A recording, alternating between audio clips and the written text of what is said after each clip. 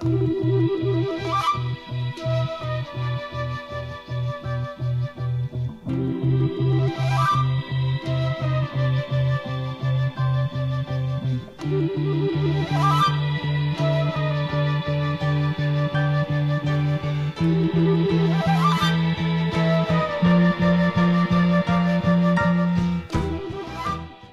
queria perguntar uma coisa para vocês, aliás, duas coisas. Uma é que o filme mostra, quando ele vai para o churrasco na casa dos vizinhos, a câmera passa assim e mostra a quantidade de gente, de velhos que existem ali. Mostra a menininha trazendo o avô pela mão e traduzindo o que o avô diz. E tem um momento que ele fala assim: eu tenho mais em comum com esses chinas do que com a minha própria família. Então, ele está convivendo com vizinhos que ele rejeita, mas que respeitam os velhos. E tem uma outra coisa, que é que tipo de clima existe entre os jovens nos Estados Unidos que possa levar a essa cultura mais respeitadora que vem de fora a se corromper desse jeito, a virar gangue, né? Porque eles não trazem de lá as gangues, né? Eles aprendem a gangue nos Estados Unidos, não é isso? Com certeza. Ou eu estou errada? Acho que varia de caso em caso. Assim, nesse caso, acho que dos imigrantes que vêm de Laos era Laos, Vietnã, mais um país, Tailândia. Eu imagino que sim, que a gangue se forma nos Estados Unidos. Mas tem outros imigrantes. Eu acho que a gangue se forma exatamente porque tem os avós, mas não tem os pais. Você vê que essas duas crianças do filme, eles não têm pais. Tem a mãe. Tem a mãe, mas não tem o pai. Não tem aquela presença masculina em casa. Porque ali já está... Essas famílias se desagregaram, né? Pela própria coisa do mercado de trabalho, ou até por doença, por várias coisas. Então aqueles garotos, os da gangue, eu acho que ali eles já perderam essa ligação familiar. Eles ainda têm os velhos, como você falou, naquela cena, mas isso já está se desagregando. Eu acho que isso está acontecendo no país. Eu lembrei que tem uma gangue chamada Salvatrucha, que é uma gangue famosa da Califórnia, extremamente violenta, muito crime, muito assassinato. São de El Salvador.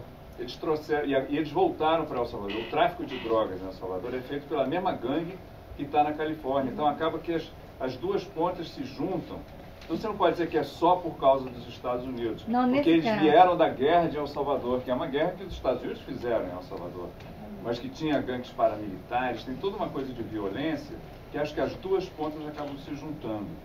Mas eu não sei como é que a Tecla responderia essa questão, como é que o jovem americano vê essa coisa. Os mais velhos?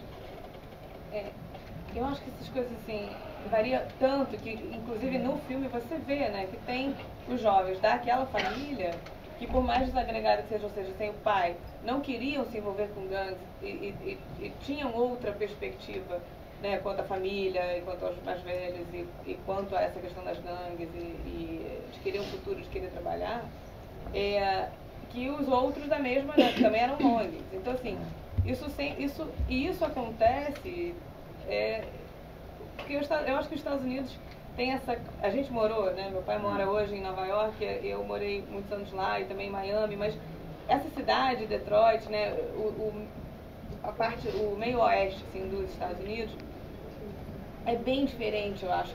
Tinha, acho que mais estrangeiro do que americano, ou pelo menos menos branco do que o resto, né? Os brancos eram mais um grupo, né? Ninguém era a maioria, não existia isso. E era muito fácil você ver, você chegava na escola e era visível que assim, não existia, né, um grupo predominante.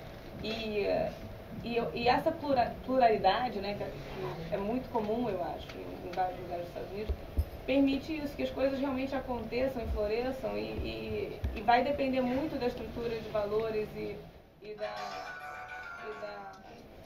composição de cada família, o que cada família vai trazer consigo para aquela nova experiência num novo país. Eu acho que uma coisa que acontece muito, pelo menos na literatura, sobre imigrantes, como é que você, inclusive nos Estados Unidos, né, tem muita literatura sobre como é que você lida com a educação, inclusive a educação pública para imigrantes.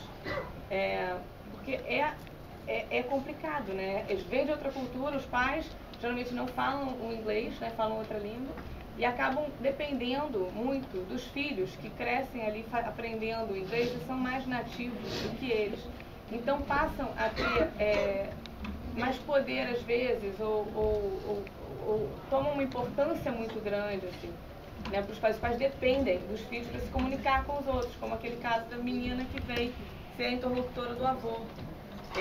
Então, o que isso cria numa família, quando você, de repente, tem um pai e uma mãe que ali são imigrantes e não conseguem ser, assim, se integrar realmente na sociedade, porque tem a barreira da língua, tem uma barreira muito grande, tem a rejeição do racismo, do preconceito, de tudo mais, e os filhos que veem aquilo e se integram, de certa forma, né, nessa nova sociedade, então são fluentes no inglês, entendem da cultura, passam a entender, falar bro e entender como é que é a linguagem do jovem e como é que aquela sociedade realmente funciona, porque eles falam aquela língua e conseguem compreender melhor. E eles passam né, isso desestrutura uma família de fato. Assim, acho que tem muita literatura sobre isso e cada família aprender a lidar com isso, né, no seu núcleo é importante, porque isso causa muito conflito e é bastante complicado para as escolas trabalharem, entendeu? Essa inclusão dos pais imigrantes, etc. Quando eu estudei política educacional lá nos Estados Unidos, a gente falava muito sobre isso, porque, de fato, é um problema nas escolas. Você não pode simplesmente educar da forma que você... achando que aquilo não está afetando a vida pessoal e familiar daquele aluno de formas que você, às vezes, não previu e não consegue nem controlar a parte, né, dentro da escola, dentro da universidade, dentro do colégio, né? E é bastante interessante, acho que o aspecto que se leva. A gente está saindo do assunto, vamos voltar para a história, contar uma história. Duas coisas super importantes, foi a questão da intolerância, né? Que no caso do filme se dá muito pela questão étnica.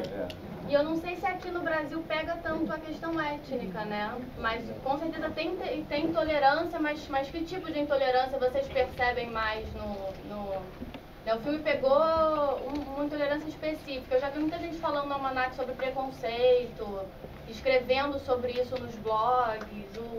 Como é que vocês levariam isso para a realidade de vocês? Por exemplo, eu sou negro e branco. Vou supor que todo mundo fala que o racismo acabou, mas pra mim eu acho que é mentira.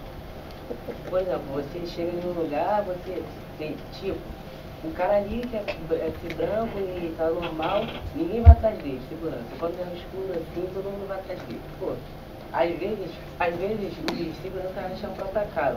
Porque assim, vai atrás do branco e o branco que faz aquilo, o negro não, vai lá é normal.